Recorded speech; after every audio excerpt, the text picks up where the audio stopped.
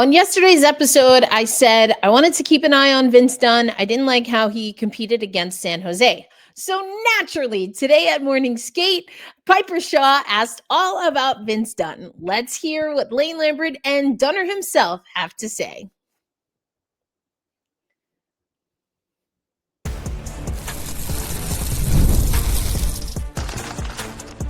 You are Locked On Kraken, your daily podcast on the Seattle Kraken, part of the Locked On Podcast Network, your team every day. Happy game day, Seattle hockey fans. Welcome to another episode of Locked On Kraken, part of the Locked On Podcast Network, your number one sports network. My name, Erica Ayala, your host of Locked On Kraken, been your host since the very beginning, an accredited media member for Milano Cortina. That's right, I will be in Italy covering the women's and men's ice hockey tournaments. I'm also a contributor to CBS Sports, where I talk mostly women's basketball. I want to let you know before we get into today's episode, it's brought to you by our friends at FanDuel.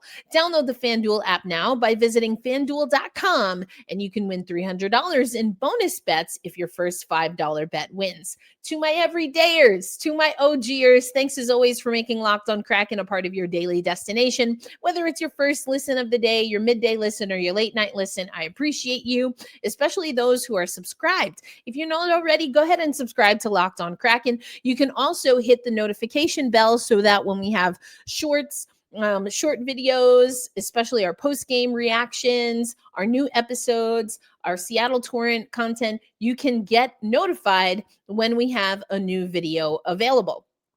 Okay, on today's show, I'm going to talk about some injury updates because, as I said on yesterday's episode, that's what we're doing. So we'll start there. But then I'm going to actually talk about Larsson and Dunn. That was the topic of conversation for Piper Shaw. So expect maybe to see that package on the broadcast. And then we're going to get into what Lane Lambert had to say about Catton and Beniers. First off, though, want to wish a happy birthday to Lane Lambert. He and the team are in Detroit taking on the Red Wings. That's right, it's a game day, and we're going to break this one down. But first, we get some news regarding Joey Daccord.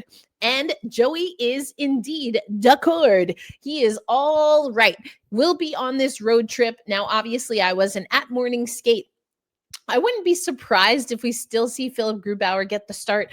As I mentioned, I was looking ahead to this weekend. We have back-to-back games. Matt Murray not with the team being evaluated. We haven't heard that anyone is being called up, at least as of the time that I'm recording this. So I guess it's going to be Joey Daccord and Philipp Grubauer. Here's what Lane Lambert had to say regarding that earlier today. Injured reserve, just how can he help this team win, and what kind of impact can he have? Well, I mean, he's our number one goaltender. He certainly helps us on our breakouts with his puck play. We're happy to have him back, that's for sure. So looking forward to seeing him get back in the net on this trip. Thanks. And so you hear there that Lane Lambert, he ended his remarks talking about Joey Daccord. So we do expect to see him at some point during this road trip. And I talked about that again on yesterday's episode. After the Detroit Red Wings, the Seattle Kraken will take on the Chicago Blackhawks on Thursday. So they'll travel to Chicago from Detroit and have practice in Chicago on Wednesday. Tomorrow, they'll have a morning skate, or at least that's scheduled right now, where they will have a morning skate at United Center, take on the Chicago team.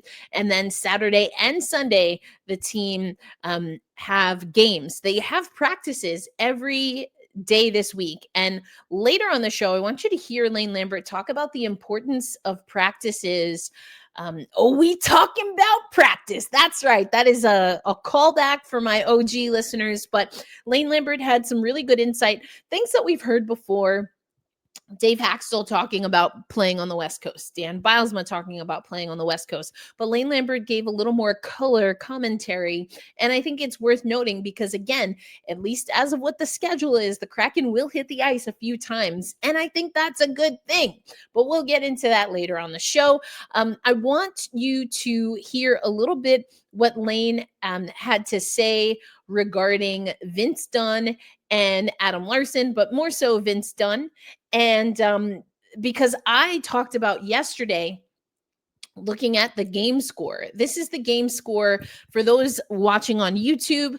This is the game score from the second game against the San Jose Sharks, where the Kraken got the 4-1 win. And as you can see, Jamie Alexiak, Jaden Schwartz, Chandler Stevenson, what a game.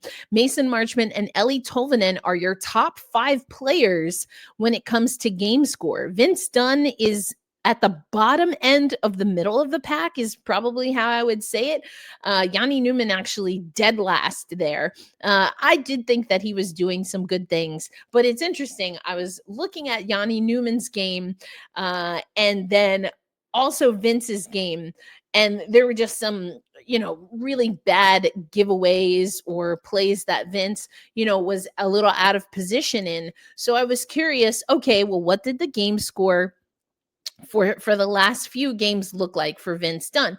Because I wasn't convinced, even though I talked about it on yesterday's episode, I wasn't convinced that this was an ongoing issue. It just was kind of one of those games. So again, you can see that Vince Dunn He's just outside of, I believe, the top 10 in game score in the San Jose game. So let's see where he's at for the Jets. You can see much higher to the top. Still not in the top five against the Jets. That 5-3-1 was Eberle, Beniers, Schwartz, Stevenson, and Marchment. Capo Caco was up there. He, of course, had an abbreviated night. And then Vince Dunn is there. Now, his defense, individual defense and team defense, definitely on the negative side there. But you see his individual offense is what gives him the higher game score. And then we go back another game to November 11th.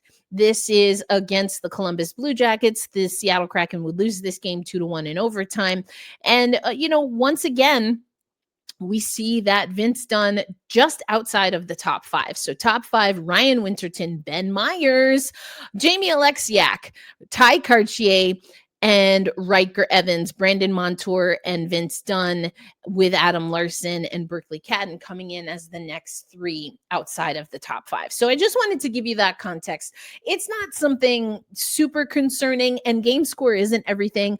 I think those of you who listen to the show know I like to keep tabs on my eye test. That's why I like to watch the games. I do listen to Everett and Al a lot, especially because I'm out of market most of the time. So it's just easier to keep, to know that I can get the radio broadcast consistently. I think the only time that I had trouble getting Al and Everett on air was when the Kraken were playing the Rangers in Seattle, and I happened to be back home in New York, and they kind of defaulted to the Rangers on Sirius, which I was really bummed about. I was trying to, and then I couldn't find it. It was already late. I was like, all right, we'll just listen to this.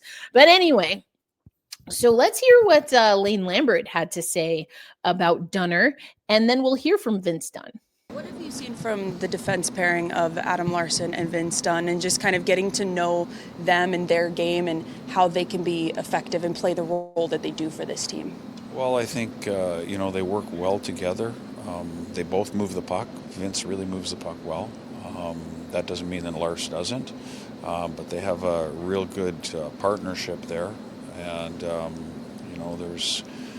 we play them against other teams' top lines. There's an IQ there. I think Vince has done a really good job this year of his defensive game. And certainly, there's, like I say, there's a sort of a partnership there where they kind of know and read off each other very well.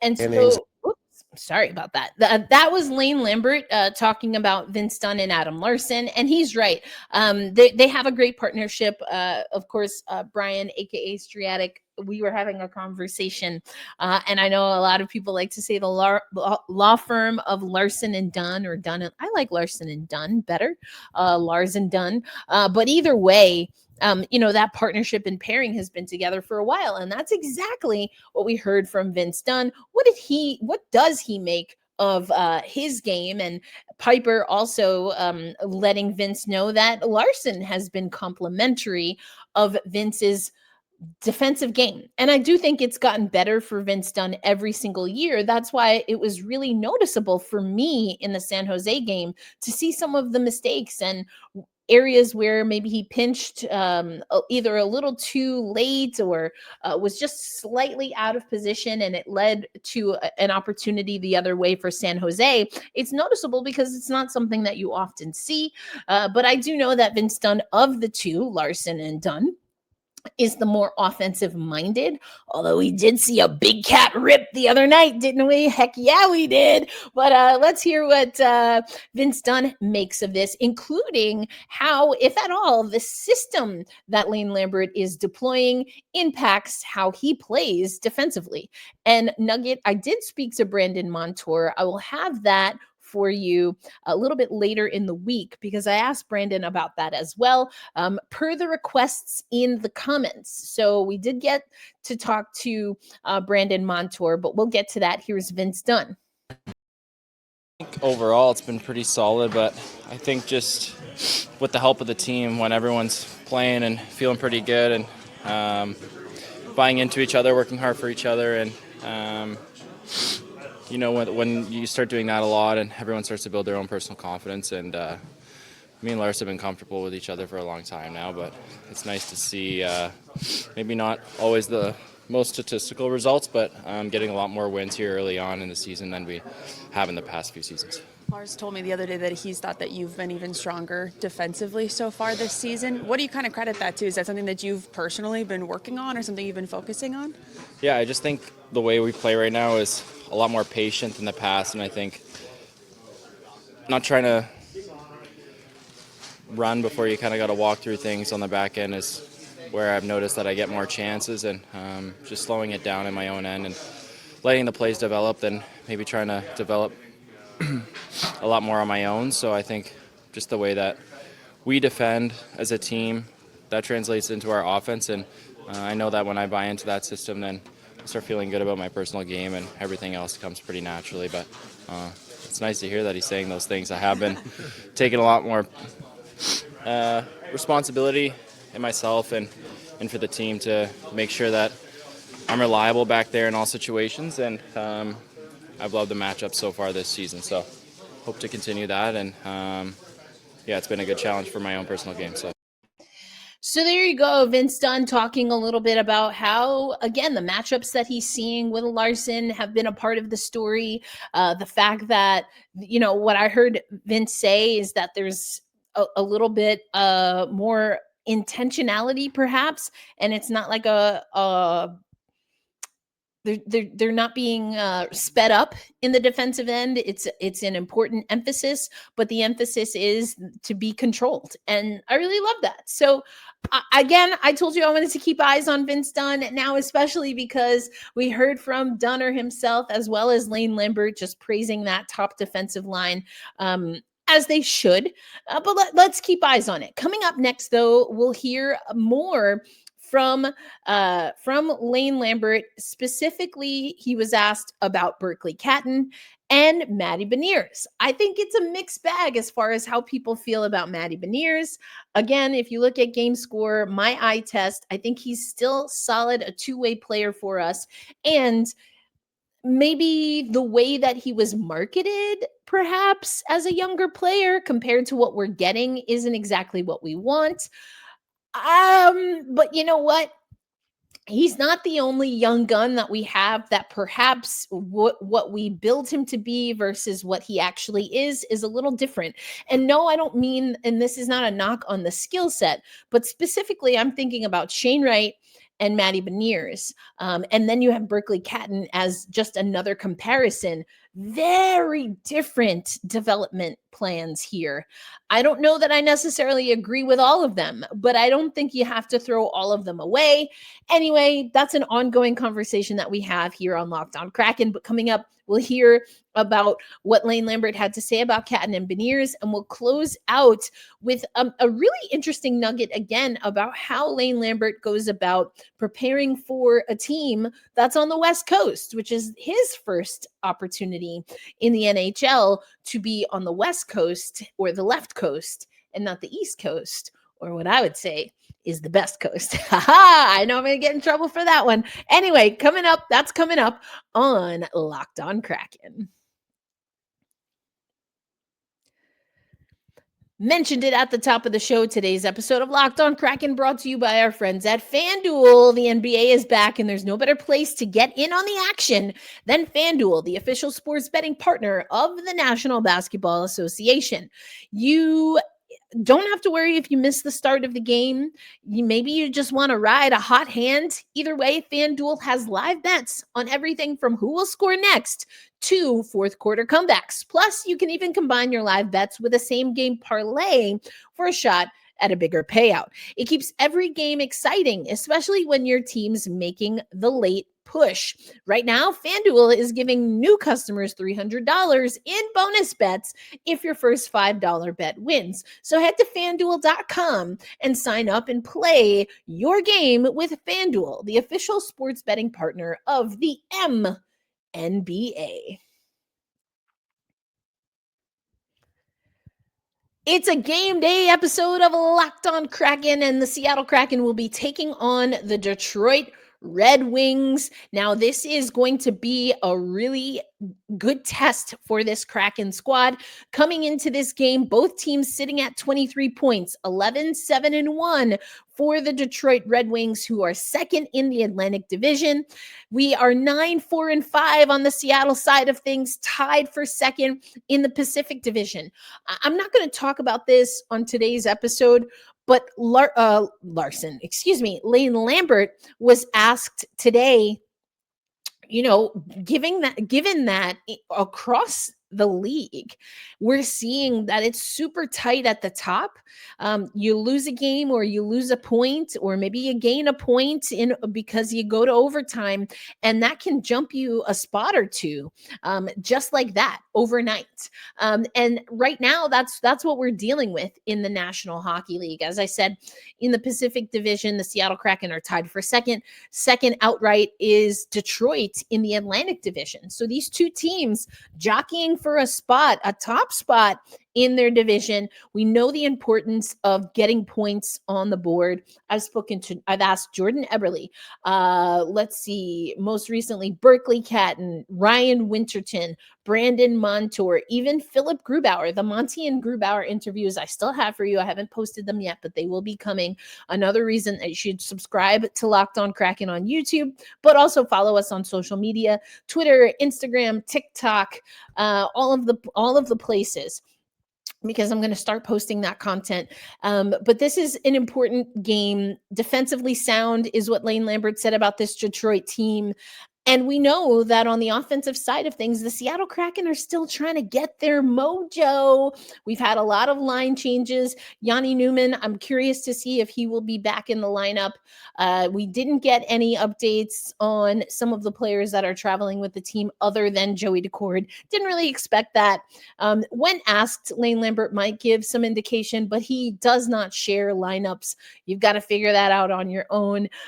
So we'll see what we get, and we'll get those projected lines a little closer to puck drop. But the Seattle Kraken are 2-1-1 on the road versus Detroit, 4-1-3 overall. The two teams will see each other at CPA December 6th, and I actually might still be in town for that at CPA. The Kraken have the Kraken have earned points, 9 points. The Kraken have earned points in 9 of their past 11 games, 6-2-3.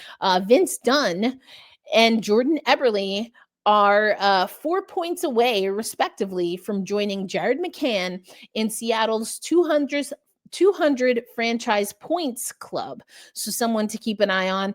Also, Matty Beniers, who we'll hear from in a little bit, has 12 points, 2 goals, and 10 assists through the team's first 18 games. It's the hottest start to a season of Beniers' career. So as many people that are saying that Beniers is washed, that's not what the stats are telling us. And that's not what Lane Lambert is saying either. Here's what he had to say again about Berkly, Catton, as well as Matty Beniers. He's our number one goal so far. Yeah, he's you know what? What stood out to you about Berkly Catton for him to be able to kind of, as a 19-year-old, kind of win a job with the team, and then B, to keep a job with the team so far? Yeah, he's you know what? He's a sponge, and what I have really enjoyed about him is when you tell him something, maybe he makes a mistake, you tell him something, he doesn't make that mistake again. He's dialed in, he wants to learn. I do believe that away from the rink, he's studying what things that we want him to do. And when he's on the ice, he wants the puck. So he's got a lot of great qualities. When it comes to him too, just as a 19-year-old, you watch him play from afar, like the details seem really good for within his game. When you kind of look at that, what kind is that just a hockey IQ thing? What goes into a kid being able to understand the kind of the attention to detail this early in an NHL career?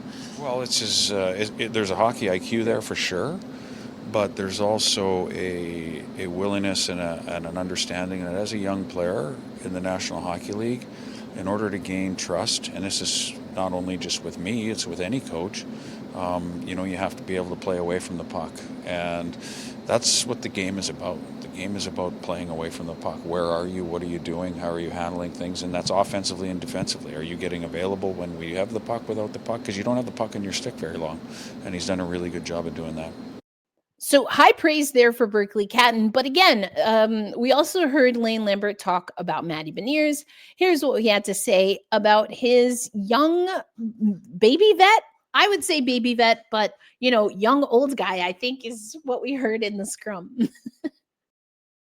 Well, ask you about Beniers. Like, he's sort of an old young guy, right? 23, but already in his fourth full season. Like, where is he in his development, and what are you emphasizing right now for him to grow? I think he's progressing rapidly in his development. Obviously, he's had some good seasons already, but certainly, much similar to what I just talked about with Catton. He's a young guy, and what I love about his game is Matty Beniers is a 200-foot player. He plays in both ends of the rink, and he works. He works with the puck, and he works without the puck.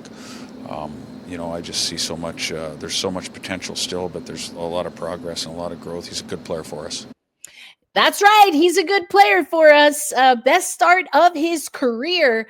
The year of Beniers is still ongoing, folks. We've got November and December. And you know what? Why don't we run it back in 2026, Matty B? Who says no? If you don't know what the year of Beniers is, you should check out my exclusive interview from earlier this year in January.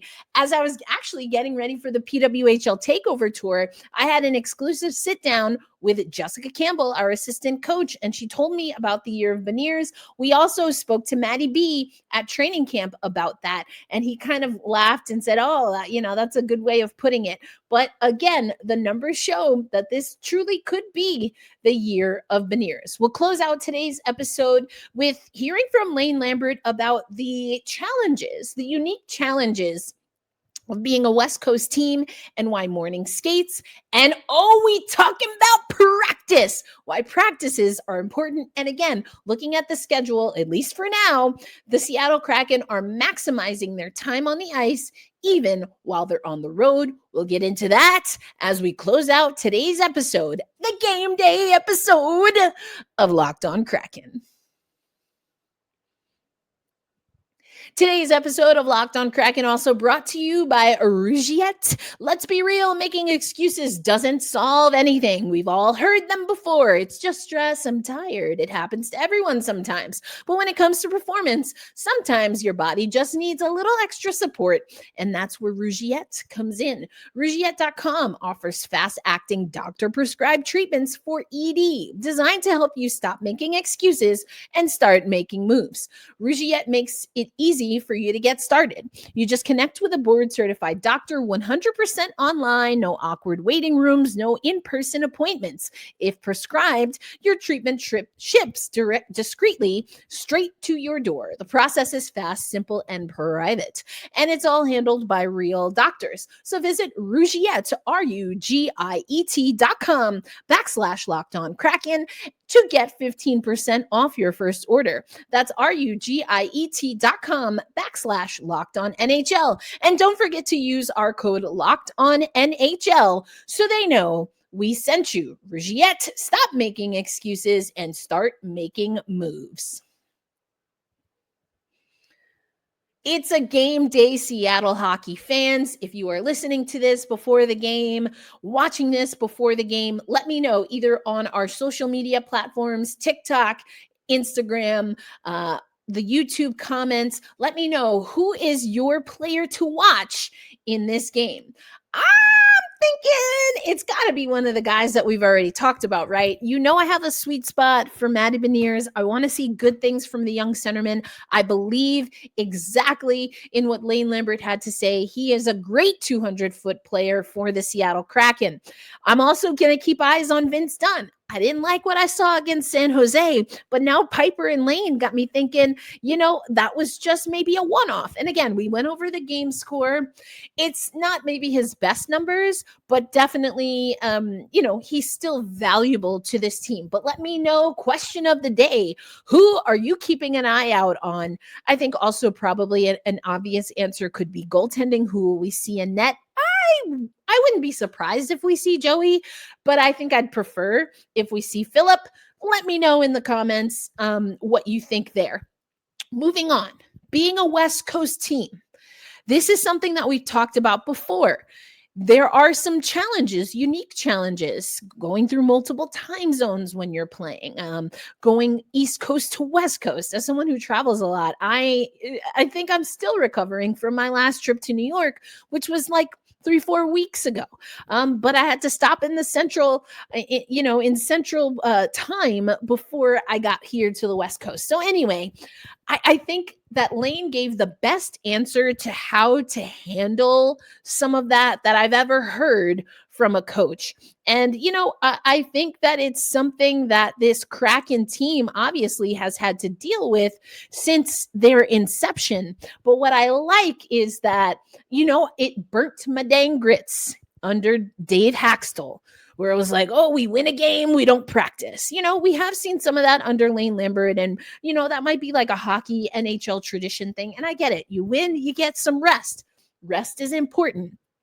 And for a team that hasn't really found their offensive mojo, you know, I'm okay with a little more practice. Oh yeah, we talking about practice. And I know that, you know, we heard from some people, again, in our comments, specifically on YouTube, Army Veteran 19, thank you for your service. Recently was Veterans Day. Every PPK, I'm assuming you just meant PK, not like power play kill, which maybe could be fun. Anyway, I'm assuming you meant PK. I was holding my breath. My observation, as regulars like Ellie start getting hot and the majority of the team goes along with him, it'll be noticeable the players that aren't improving their game. And then also wrote bad penalties, ellipses.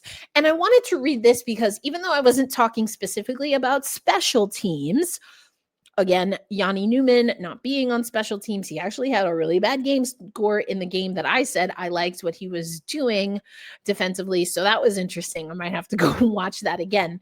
But, you know, in 6 minutes, in the 6 minutes that he played significantly in the beginning of the game, San Jose did some really good things. So even though I liked what Yanni did, if he was on the ice for some of the things that the Kraken didn't do well, there you go. Anyway, the reason that I wanted to talk about this is because Eeli Tolvanen, yes, I do think he's starting to get hot.